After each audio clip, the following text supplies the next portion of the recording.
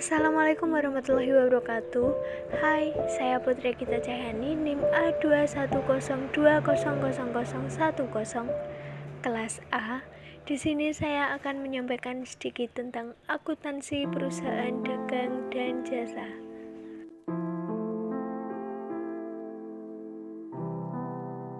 Pendahuluan.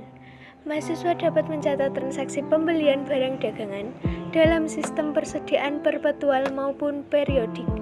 Yang kedua, mahasiswa dapat mencatat transaksi penjualan barang dagangan dalam sistem persediaan perpetual maupun periodik. Yang ketiga, mahasiswa dapat memahami transaksi sampai pembukuan dalam perusahaan dagang dan jasa. Definisi akuntansi perusahaan dagang. Akuntansi perusahaan dagang adalah proses pencatatan maupun prosedur akuntansi perusahaan dagang seperti mengetahui siklus akuntansinya, akun bisnis yang digunakan, serta mengetahui laporan keuangan yang praktis seperti laba atau rugi, arus kas, maupun jenis laporan lain dalam suatu perusahaan pada periode yang telah ditetapkan. Karakteristik perusahaan dagang. Yang pertama, memperoleh laba dengan jalan menjual barang dagang atau jasa yang melebihi harga pokok penjualan dan biaya penjualan, sehingga sumber pendapatan utama perusahaan dagang adalah penjualan. Yang kedua, membeli barang dengan tujuan untuk menjualnya kembali tanpa mengubah bentuk atau sifat barang secara berarti. Yang ketiga, barang dagang berupa barang konsumsi atau barang produksi, bahan baku untuk produksi, dan juga jasa. Nah, selanjutnya ada berapa sih sistem persediaan? Sistem persediaan dibagi menjadi dua, yaitu sistem persediaan perpetual, yaitu perusahaan menyelenggarakan pencatatan yang detail atas biaya perolehan persediaan barang dagangan, baik yang dibeli ataupun yang dijual. Yang kedua, sistem persediaan periodik.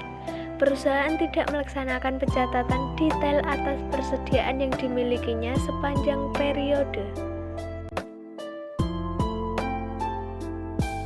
Jenis-jenis laporan di perusahaan dagang dan jasa, yaitu jurnal umum, buku besar, neraca saldo belum disesuaikan, jurnal penyesuaian, neraca saldo telah disesuaikan, laporan keuangan, jurnal penutup, dan jurnal pembalik. Yang pertama, jurnal umum. Jurnal umum adalah langkah pertama dalam siklus akuntansi dan digunakan untuk mencatat semua transaksi bisnis dan peristiwa dalam sistem akuntansi.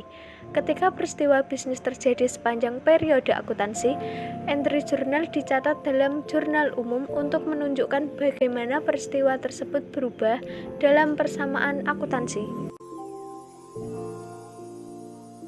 Selanjutnya adalah buku besar. Setelah entry jurnal dibuat dalam jurnal umum, selanjutnya entry ini harus diposting dan ditransfer ke akun buku besar. Tujuan penjurnalan adalah untuk mencatat perubahan dalam persamaan akuntansi yang disebabkan oleh peristiwa bisnis. Neraca saldo belum disesuaikan. Neraca saldo yang belum disesuaikan adalah daftar semua akun bisnis yang akan muncul di laporan keuangan sebelum entry jurnal penyesuaian akhir tahun dibuat. Itulah sebabnya neraca saldo ini disebut tidak disesuaikan. Nah, jurnal penyesuaian.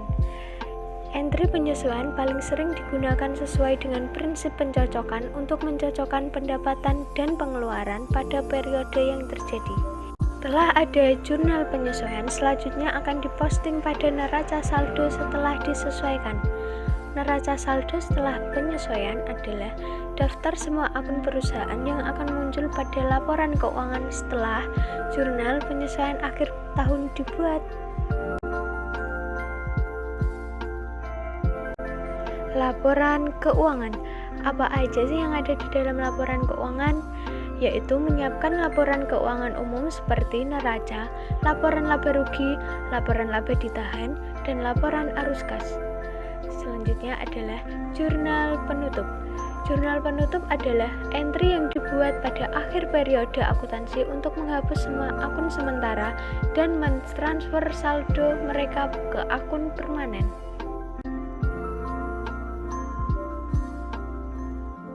Dan yang terakhir, jurnal pembalik. Jurnal pembalik adalah entry jurnal yang dibuat pada awal periode akuntansi untuk membalik atau membatalkan jurnal-jurnal penyesuaian yang dibuat pada akhir periode sebelumnya. Ini adalah langkah terakhir dalam siklus akuntansi.